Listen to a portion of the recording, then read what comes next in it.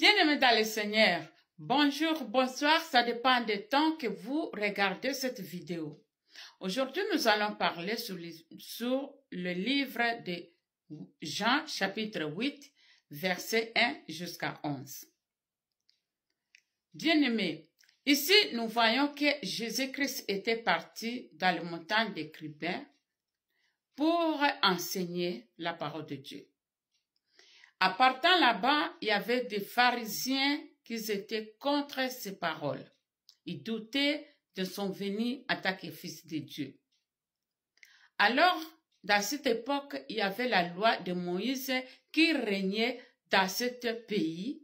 La loi de Moïse disait, si vous attrapez une femme avec un autre homme, cette femme mérite de mourir. Il faut la tuer. Alors, comme les gens doutaient de venir de Jésus-Christ, ils ne croyaient pas à Jésus-Christ, ils le croyaient dans les lèvres, mais au fond d'eux, vraiment, ils n'étaient pas sûrs de son salut, de sa parole qu'il prêchait.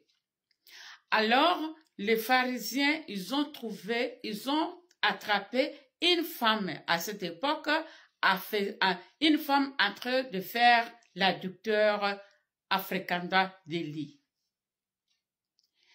Et les pharisiens, ils ont eu raison de prendre cette femme pour ramener à Jésus, pour voir qu'est-ce que Jésus dira de cette situation. Est-ce que Jésus va nier la loi de Moïse ou bien va montrer une autre chose? Parce que les pharisiens tendaient toujours piège à Jésus-Christ de ce qu'il faisait parce qu'ils ne croyaient pas à ses paroles. Ils ne croyaient pas que vraiment il est le Fils de Dieu.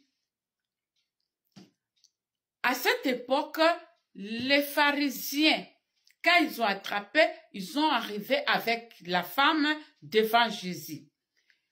Tout le monde était là à attendre qu'est-ce que Jésus va dire à cette situation. Parce que tout le pays, tout le monde, ils connaissaient la loi de Moïse. La loi de Moïse était pour lapider ce genre de femmes qui faisaient les adducteurs, les genres de femmes qui faisaient de mauvaises choses, les tueurs, le tout. Donc quand on t'attrape à cette époque-là, dans la loi de Moïse, vous devez être lapidé, sans pitié. Maintenant, ils amènent la femme devant Jésus, pour tenter Jésus, pour voir qu'est-ce qu'il va faire avec cette dame-là par rapport à leurs habitudes actuelles, à leurs habitudes d'avant. Et arrivant devant Jésus, Jésus-Christ les a écoutés. On l'a amené, on l'a expliqué qu'est-ce que la femme a dit et qu'est-ce que la femme a fait et on l'a dit. Chez nous ici, notre coutume, notre loi, notre connaissance, notre loi qui était avec nos ancêtres, qu'on appelle Moïse, le fils de Dieu, le prophète de Dieu. Moïse a dit ceci et cette loi nous pratiquons jusqu'à maintenant. Toi qui viens maintenant, tu nous dis que toi tu es fils de Dieu. Dis-nous qu'est-ce que nous devons faire dans cette situation actuellement maintenant. Jésus-Christ les a écoutés.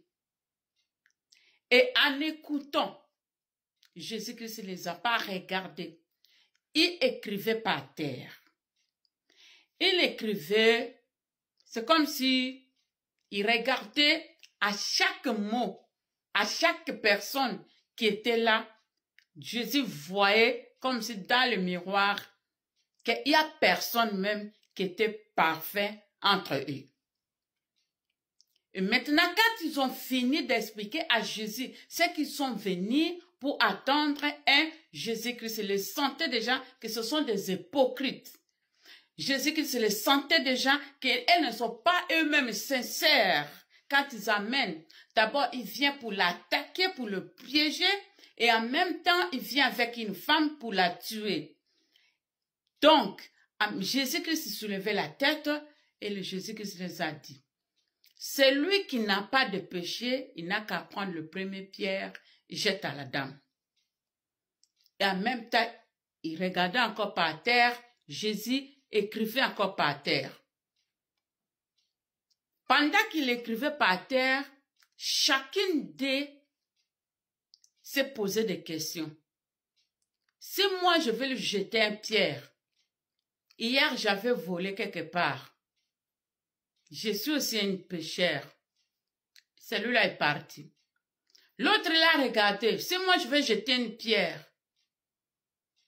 je suis un ennemi de ma voisine. Celui-là est parti. La Bible nous dit que de grand jusqu'au plus petit, il n'y a personne qui était resté. Tout le monde était changavois. Tout le monde était parti. Il n'y avait personne qui était resté. Pourquoi chacune de cette personne, chacun a trouvé qu'il n'était pas digne même de soulever une pierre pour jeter à cette femme. La deuxième fois qu'il a soulevé la tête, il a trouvé que la femme était seule. Et Jésus-Christ a posé la question à la dame. Où est parti ceux qui t'ont condamné? La dame dit, ils sont tous partis. Jésus-Christ l'a dit, moi je te condamne non plus. Si eux ne t'ont pas condamné, moi aussi je te condamne pas.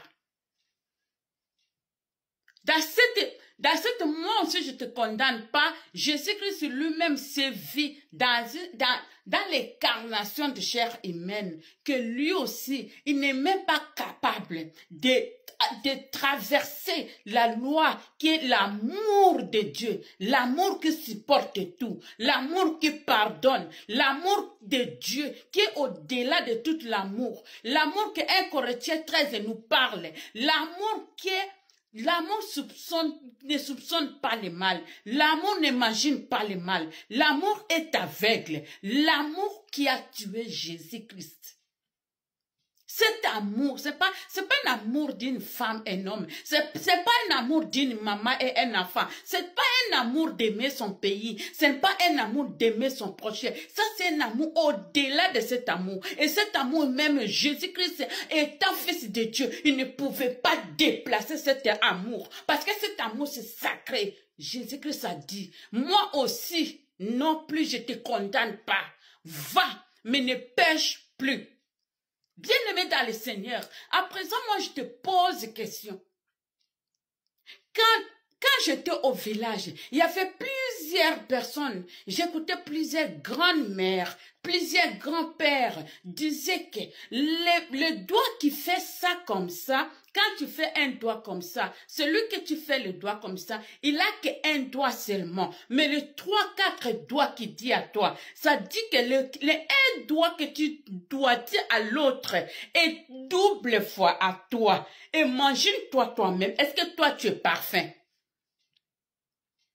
La Bible nous dit, gare à toi de parler ce que tu n'as pas vu. Gare à toi de blâmer le Saint-Esprit. Gare à toi de dire les choses que tu n'es pas sûr de ce que tu parles. Quand les rumeurs sortent et toi tu prends la chose comme si toi tu étais présent. La bouche qui parle trop, cette bouche pêche. Bien-aimé dans le Seigneur, mon message est de voir, de sauver la grâce de Dieu. Aujourd'hui, nous ne sommes pas au temps de la loi, nous sommes le temps de la grâce. La grâce de Jésus-Christ.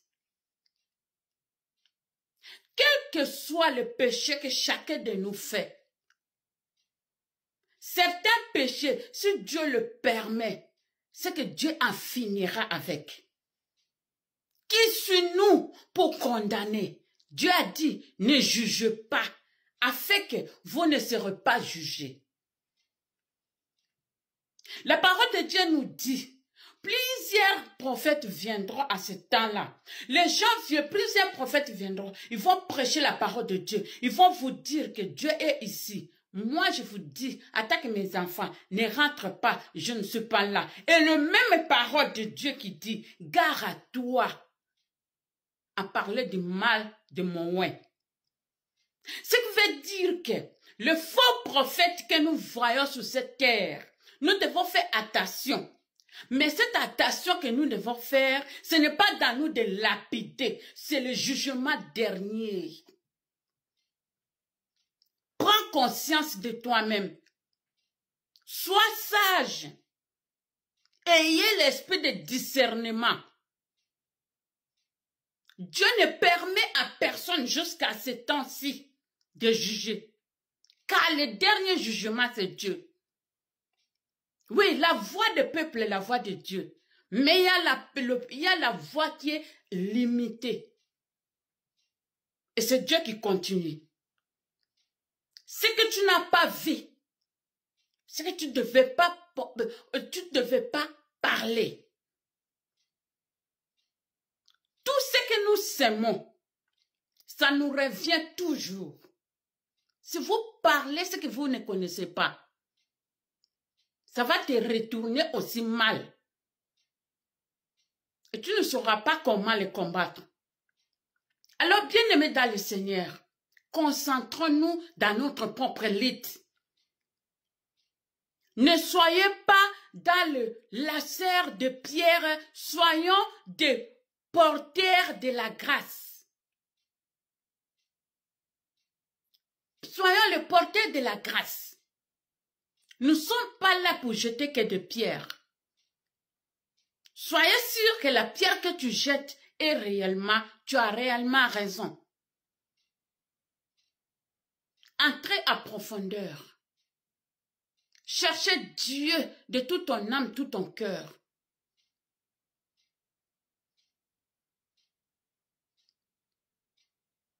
À bon entendeur,